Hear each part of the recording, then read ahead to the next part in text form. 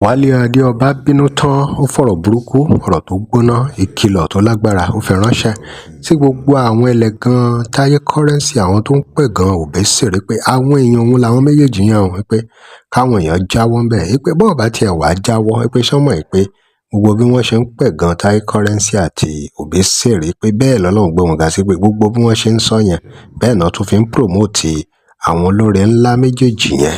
Ẹ wò ó lágbára nǹkan tó túnú fọ́rọ̀. Àwọn wo gangan ló dárúkọ, àwọn wo ló sọ pé wọ́n pẹ̀gàn Taye Currency àti Obesere nínú fọ́nrán yìí? Wálé Adéọba ó tú ọ̀rọ̀ kalẹ̀ bó jẹ́ pé ní òun ṣe blogger nǹkan báyẹn. Ẹ wò ẹgbẹ́ ẹ̀kúnrẹ́rẹ́ lẹ́nu ẹ̀. Orúkọ mi ni Wálé Adéọba Mr. Pa kejì lágbára Ọlọ́run kò ní bàjẹ́. Mi ò ń ṣe blogger, mi ò ń ṣe blogger o. Gbogbo ẹ̀yin tẹ́ máa ń rò pé Wálé Adéọba ó ti di blogger. Mi ò ń ṣe blogger, mi ò ṣe blogger àwọn tó ń fowó blogger jẹun kiri, kò yé yín. Ìyá tó bá jẹ́ mo jẹ́ blogger ni wọ́n á ti fowó ra èmi náà bó ṣe ra àwọn kan lọ. Ṣẹ́ńgẹ̀tì mi, àmì oúnjẹ tó lè fowó ra. Gbogbo ẹni tẹ́ bá rí kókó ni ó sọ̀rọ̀ láti defend Taye Currency tẹ́lẹ̀ tẹ́ wá rí kó lọ yẹn. Kò sí nǹkan tó lè sọ wọ́n ti rà á ni. Olóṣèlú ń ṣiṣẹ́ fún wọn. And I would ṣiṣẹ́ fẹ́ anybody ju pé mo jáde láti wá sóòótọ́ ọ̀rọ̀. I'm not, no. Even some of the Taye Currency people, bloggers tó ń ṣiṣẹ́ yẹn wọ́n ń ṣe iṣẹ́ gidi ni. Kì í ṣe pé bóyá mo sọ pé àìmí ọlá we are all one. Iṣẹ́ rere ló dẹ̀ ń ṣe lọ́lọ́ọ̀ṣì máa gbé wọn ga. Kò yé yín. So péèjì gan mo lè delete ẹ̀ tó bá yá ó máa ń jẹun sí mi lórí ìrìn delete ẹ̀ sọnù. Ọmọ mọ̀mọ́ jáde fún àwọn èèyàn tèmi because èmi wà nínú industry. Mo dẹ̀ mọ̀ pé gbogbo ẹni tẹ́ wá jáde tẹ́ wá sọ̀rọ̀ yẹn láti tako àwọn most especially àwọn people yìí. Àwọn méjèèjì sí nínú industry nǹkan tẹ́ gbọ́ àti information táwọn tó ń ran yín iṣẹ́ tó ń fún yín lówó tó ń ba ayé yín jẹ́ tó jẹ́ kẹ́ wà lójú kan bí omi adágún yẹn tó ń fún yín information yẹn lẹ́yìn tẹ̀lé. Àwa wà nínú industry ní àdẹ̀mọ́ bó ṣe ń lọ. Mo dẹ̀ mọ̀ jáde torí pé mo mọ̀ pé bọ́n ṣe máa ń bí àwọn èèyàn wò ní industry mo dẹ̀ ní àwọn eléyìí tó jẹ́ ẹ̀jẹ̀ mi no máa ganu sí mo dẹ̀ ganu sí mo dẹ̀ dúpẹ́ lọ́wọ́ Ọlọ́run pé ojú ti gbogbo yín because ó ti hàn sí gbogbo ayé ó ti clear sí pé you are all living fake life lẹ́ ṣe irọ́ propaganda nǹkan tẹ́ wà after nìyẹn tẹ́ dẹ̀ mọ̀ pé orí yín ò dẹ̀ pé tẹ́ mọ̀ pé fúngbà díẹ̀ ni propaganda tẹ́ dẹ̀ ń ṣe one way or the other indirectly or directly ṣe kí ni you are promoting these people dẹ̀ máa promote wọn pẹ́ because ẹ tún jẹ́ káyé rí wọn sí dáadáa òun lẹ ṣe rí tí Currency tó ń lọ tó ń bọ̀ èèyàn mi dáadáa ó lọ Canada á padà wá lọ ọ̀gá yín mélòó ló ṣe lẹ́nu ọjọ́ mẹ́ta àwọn tó ń ran yín iṣẹ́ ẹ lọ yára yín brain you are all wicked people ẹ burú lẹ́dà ẹ̀yin kankan wà èṣù kan jù yín sáyé ẹ burú Ọlọ́run jù yín sáyé èṣù ara mind yín pa ó ṣì yín lọ́kànlé Bíbélì dẹ̀ sọ pé tá a bá wí tó wà nkì á parun lójijì ní láìsí àtúnṣe go and read it in your Bible. There is even another place. I just open Bible. Let me open my Bible in I think Psalm 1. Yes, I'm coming. Auto la phone to me. Bible. Okay. Psalm 1. Only Psalm 1. Says, how blessed or differentiate between this particular verse differentiate between the wicked people and the wise. I mean, on wicked people. Only how blessed is the man who does not walk in the counsel. He does not walk in the counsel of the wicked, nor stand in the path of the sinners, nor sit in the seat of the scoffers. But his delight in the law of the Lord. But his delight is in the law of the Lord. His delight is in the law of the Lord, and in his law he meditates day and night. Ìbẹ̀rù Ọlọ́run là ń pè yẹn. Ẹ jẹ́ kí n sáré bọ́ sápàsà lẹ́bẹ̀ẹ́ yẹn ọkàn mi lọ títí for the nice one ọkọ. But now ó wá sọ̀rọ̀ nsàlẹ̀ oní the wicked are not so. Go and open your Bible. The wicked are not like that. The wicked can never be like that. Life wọn ò rí bẹ́ẹ̀ only the wicked are not so, but they are the chaff which the wind drives away. Ṣé ń gbọ́ bẹ́ẹ̀? Therefore the wicked will not stand in the judgment, nor sinners in the assembly of the righteous. For the Lord knows the way of the righteous. But the way of the wicked will what? Will perish. Mi ò ní time láti máa, explain further. Màá mú lẹ́yọ̀ kọ̀ọ̀kan, màá tún fún yín lẹ́yọ̀ kọ̀ọ̀kan ìtumọ̀. Bóyá orí yín lè pé, but go and read that.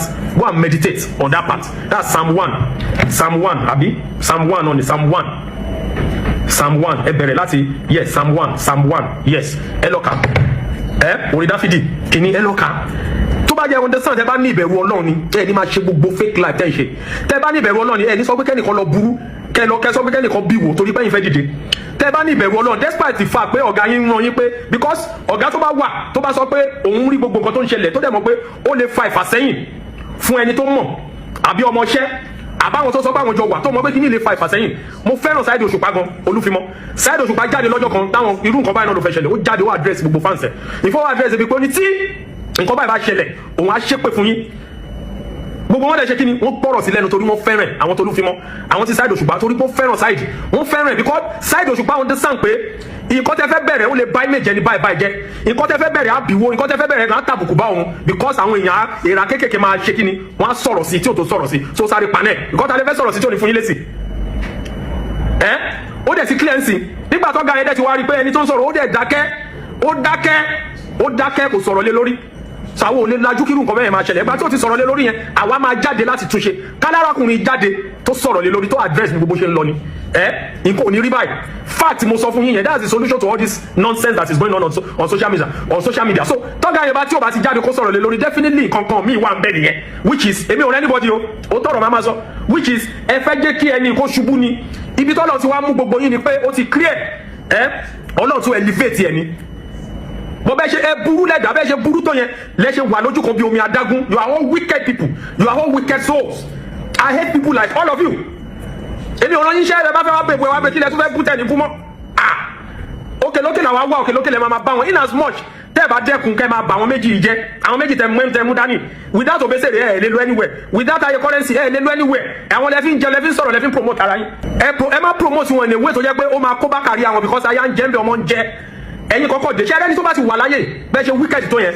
ẹ ti rí nǹkan tí Bible sọ tẹ́ bá bú àwọn olówó tẹ́ bá bú àwọn tó ti make tó ti achieve in life táwọn ọmọ wọn gbọ́ ti achieve in life ẹ̀yin kan tẹ́ wá jẹ́ nǹkan tẹ́ wá ń jáde tẹ́ wá ń bú wọn tẹ́ ń sọ̀rọ̀ sí wọn tẹ́ ń ṣe kinní kan ẹ lè ṣoríire o no kò sí bẹ́ẹ̀ ṣe lè níláárí tó àwọn people yẹn that is the reason why in my life I can never ever support bad thing I will never in my life support evil òun lọ́nà fi wá ń gbé gbogbo wa ta fi ń dorí yín ta fi ń ga I will never support evil isi ilẹ̀ ń sọ̀rọ̀ travel isi ilẹ̀ ń sọ̀rọ̀ kìnnì kan àwọn tó ti lọ kí ni kí àwọn ìyá aláta àwọn ìyá aláṣọ lẹ́kọ̀ọ́ tó ń travel every month to good country to Italy to America to gbogbo ẹ̀ tó lọ ń kó aṣọ kí wàá ní kó ń ṣe tẹ́ wá sọ̀rọ̀ travelling ẹ̀ ń sọ pé nìkan lẹ iye ó ń ṣe kankan ẹ lọ mójútó ara yín nǹkan ti ṣe gbogbo yín stop living ẹ má ti àwọn ọ̀gá yín yẹn tẹ́ rò pé ń gbèjà yẹn they don't know you ẹ̀ ń kó bá wọn ní àwọn tí ò tó sọ̀rọ̀ sí wọn máa sọ̀rọ̀ sí wọn àwọn tẹ́ rò pé yín ń gbèjà yẹn àwọn tí ò because òṣì ní gbogbo yín ṣe yes àwọn tí ò tó sọ̀rọ̀ sí wọn á sọ̀rọ̀ sí wọn ẹ̀yin lẹ́dẹ̀ ń fà á kò sí bẹ́ẹ̀ ṣe máa bú àwọn méjèèjì táwọn kòkò ní jáde láti ládi ọ̀gá yín àtẹ̀yìn